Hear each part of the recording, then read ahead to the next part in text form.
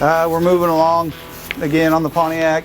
Got the motor and tranny in and hung, which is a little different than normal because this one, instead of 2 motor mounts on the side and 1 tranny, it's reversed.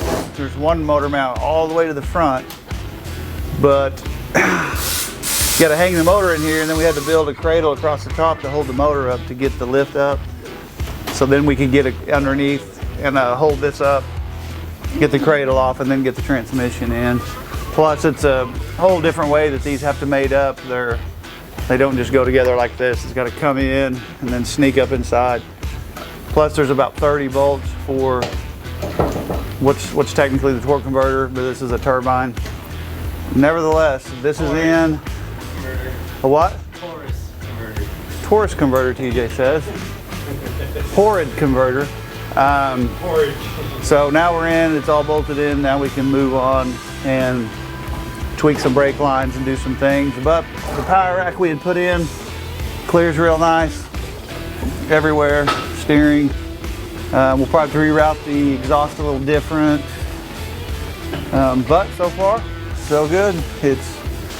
This was a big task to check off to have this back in. So we will move forward. Today we're working on the 2012 CVO bagger here. We're putting some 18-inch apes on it. Been extending the switch wires all day. Probably have them ran through the bars and the bars on the bike by the end of the day. Then next is running the clutch and the brake line and putting it back together. These big ones right here.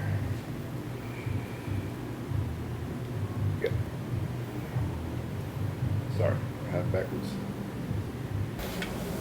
So a lot of times when you get handlebars, you get a kit, or we like to always, sell people the kit because it comes with these cool extensions, and you just extend the stock wires because they're not long enough to go through 18-inch handlebars, and then you make this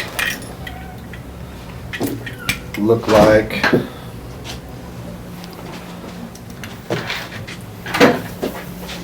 this. And with it being as small as possible, and if you stagger your solder joints, you have a real skinny. These older bikes have 12 wires instead of the newer ones have 5. This is a lot harder to drag through pointy ape hangers and stuff, so if you take a little bit more extra time and make sure that all your solder joints aren't in the same place, it'll go through the handlebar a lot easier and save you a lot of fighting it. It's still hard to pull these through. Don't let anybody tell you it's easy, it's not. But yeah, take a little bit of extra time. Make sure that your wire loom is clean and as small as possible, and it'll save you a lot of trouble.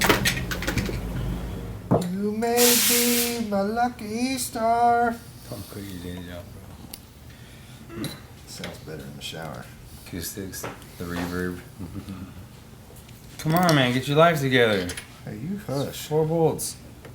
Damn it.